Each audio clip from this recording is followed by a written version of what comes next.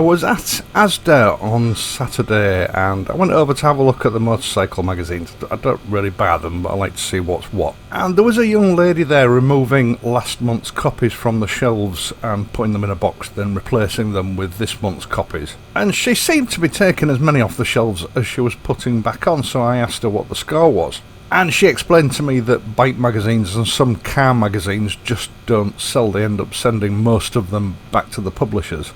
In fact, she was of the opinion that another year or two and they will probably drop most of the bike magazines. Not that they had, that many to choose from in the first place. Now, this got my brain ticking because my local newsagents, that I think has been there since at least the 1960s, closed down a couple of years ago because trade had dwindled so much. It just wasn't worth keeping the shop open anymore. And thinking about it, in general, any supermarket or shop, they never seem to have the sort of same array of magazines on display that they used to have, 10, 20 years ago. Throughout the 1980s and indeed into the 1990s, the publication of the monthly and weekly motorcycle magazines were the highlight of my month. In my quest for information on the latest bike, I think generally I would buy just about all of the magazines during the course of a month, but I did have one or two favourites. Motorcycle International was one of them, and Bike Magazine, and I always used to really look forward to classic bike and classic motorcycle being published. I loved reading about old bikes. It was a monthly ritual for me. I worked a 3-shift system, and my night shifts would play out in a block of 7 night shifts in a row. I would also get my monthly paycheck just before those night shifts started.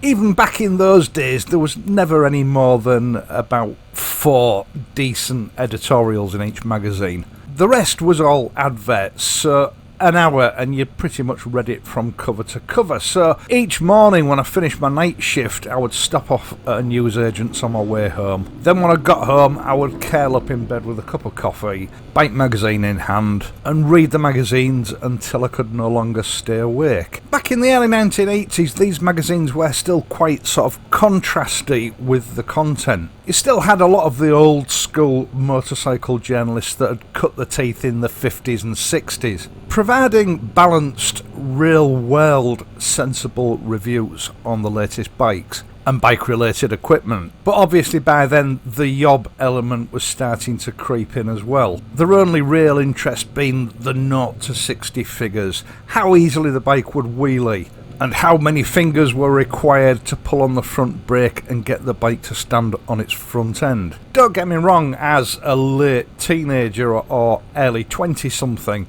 I did enjoy those sort of reviews, but as I got older, say 25, not only did I get weary of those sort of reviews, the magazines had also become less balanced. The editorial content was of pretty low quality.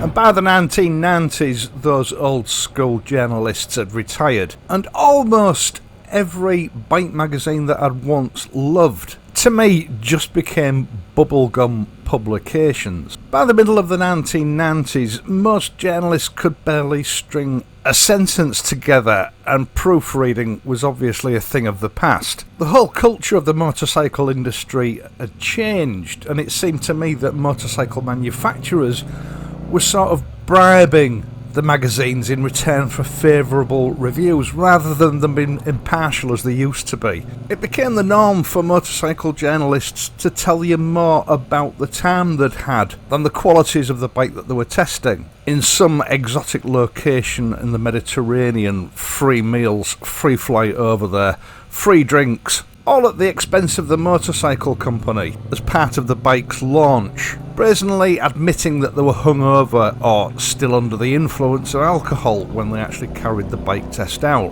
When I started buying these magazines, they were £1.20 each, and at that point they'd reached about a £5, and that's where my love affair with motorcycle magazines ended. I just didn't see the point in them anymore. For me personally, they didn't contain any real world information. It was just cheap titillation for juvenile minds. Now, throughout the 80s and well into the 90s, I don't think circulation figures had ever got anywhere near those of the 50s and 60s. But the decline, which still continues until today, really set in the 1990s, and it was quite obvious. One thing that springs to mind is sort of double publication of reviews, and it happened quite often. At first, I thought it was a case of somebody just had made a mistake and it hadn't been proofread properly. What was happening is that you'd have something like a 4-page review with lots of lovely photographs. You'd settle down for what you thought was going to be a really riveting read, only for it to end halfway through the review, and then the exact same review would start again. That effectively double printed it, and certain magazines would do this 3 or 4 times a year. I don't think it really dawned on me at the time what was really happening, but looking back, they were obviously padding the magazines out. They didn't actually have enough content to satisfy their advertising obligation. So on the odd occasion they were having to resort to double printing some of the reviews in the same issue magazine. And even my beloved Classic Bike and Classic Motorcycle wasn't immune to this sort of jiggery pokery. I remember about 1992,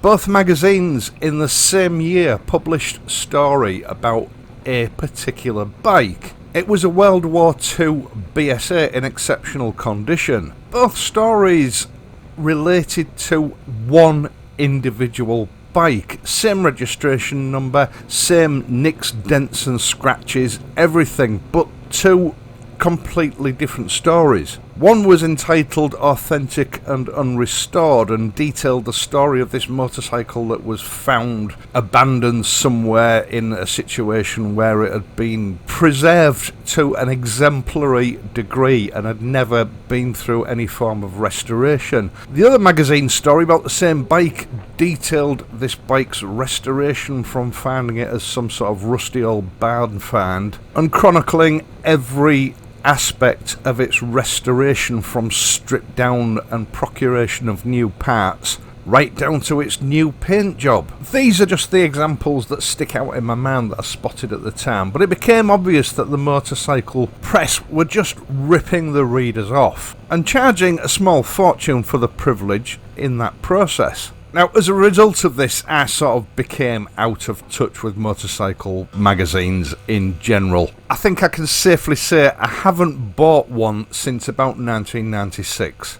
And it would appear that I'm not the only one that took that course of action, because year on year circulation figures have dropped until they're now at an all-time low. As the circulation figures dropped during the 1990s, the motorcycle press sort of blamed it on the decline of motorcycles. Which is interesting because motorcycle purchases actually were on the rise, especially towards the end of the 1990s. I think the key to this was that they'd actually failed to recognise who their key reader groups were. The standard of journalism that they were using was in the toilet, and what they were actually turning out were immature Mickey Mouse bike comics, pretty much aimed at teenagers. But the 1990s were the decade of the born-again biker. This is where it all started. The 30-something upwards guy who was financially secure, missed motorcycles from his youth and decided to get a weekend bike. In essence, the motorcycle press, the magazines, were catering for a demographic that didn't exist, and then to make matters worse, they didn't just ignore the key potential demographic that would save their bacon. They actually alienated that demographic, because the born-again biker, the guys that were actually buying the bikes, the guys that had the money that could have saved their bacon, were treated by bike magazines as an object of disdain and ridicule. They were just repeatedly shooting themselves in the foot. Now, it took a while, but I think they did start to realise what the problem was by the late 1990s, but by then it was too late, because this thing called the World Wide Web had come along. By the early 2000s, just about everyone had easy access to the internet, and the internet completely changed the way that the population at large consumes media. And for most publishing houses, it was time to wake up and smell the coffee, change and adapt or die. And the motorcycle press failed to do either. They just carried on fumbling along as they had done for the last 20 years. Now, to be fair to the motorcycle press, it wasn't just them. Newspapers saw a drop in circulation. So did other genres of magazines, although interestingly, ladies' magazines have continued to be fairly stable throughout that period, even showing some growth in recent years. I think the crux of it is that anything which is news-based is at a disadvantage if it's on paper print. The internet is constantly changing and evolving, and the thing about the internet is that the news can be put up there within hours of it happening. So even with weekly publications like Motorcycle News, the news was actually old news by the time they printed it. It was well out of date. And after years of decline, these publishing houses couldn't really afford quality journalists anymore. After all, if you can only afford to pay peanuts, all you're going to get is monkeys. And then in 2006, YouTube came along. YouTube is growing exponentially year on year. I think the latest figures I read recently was something like 4 billion individual viewers per month. It's totally free to watch, and the quality of production is constantly improving. And what was the motorcycle magazine industry's response to this? They came up with a subscription-based online magazine, basically just a digital version of what they were still printing. Again, they showed a complete failure to adapt to the situation. I mean, after all, why would people pay for a subscription to read their online content when the internet is crammed with an infinite amount of arguably better quality content that is totally free of charge? I mean, you would have to be a bit stupid to fall for that. The tried and trusted business formula for internet media is to let your viewer watch it for free, but make him watch a few adverts along the way. Advertising space that is paid for by advertisers. Now, advertisers are prepared to pay big money for advertising that's going to get a lot of views. And the internet's poor cousin, the newspaper or motorcycle magazine, doesn't get a lot of views, so advertising revenue has gone through the floor. Again, why would an advertiser pay a magazine £600 plus VAT for half a page in a glossy magazine that hardly anyone reads, when the same amount of money would get him hundreds of thousands of views through internet media? And of course, the great thing is, he only pays for the advertising that is viewed. He's not paying for the advertising that gets thrown in a cardboard box and sent back to the publisher. Just to put this into perspective for you, Motorcycle News professes to be the biggest motorcycle publication in the UK. It has big swanky premises, dozens of staff, a fleet of motorcycles, and on average its weekly circulation figures are about 56,000 copies, which on the face of it might seem like a lot. I, on the other hand, am a guy that works on his own. I have a very small motorcycle channel, and on average I publish just 2 videos a week on a specific subject, a subject that doesn't suit everybody, so they pick and choose whether or not they watch those 2 videos. My weekly circulation figures are approaching 100,000 a week, almost double that of the Motorcycle News. And whereas this week's copy of the Motorcycle News will end up in next week's landfill, videos that I made 4 years ago are still being regularly viewed. They're still pulling in views for those advertisers. So it doesn't take a rocket scientist to work out that motorcycle magazines now are something of a dinosaur, a relic from the past. Now, I do realise that just as vinyl records have made something of a comeback in recent years, there are still some old-timers out there that prefer to go and buy a physical magazine or newspaper. But they're a dying breed that are becoming fewer and further between, something that shows up quite clearly in these magazine circulation figures. Personally, I think that the motorcycle press's ticket has now been punched. It's just a matter of time before they disappear completely. And personally, that's not an event that I will lament.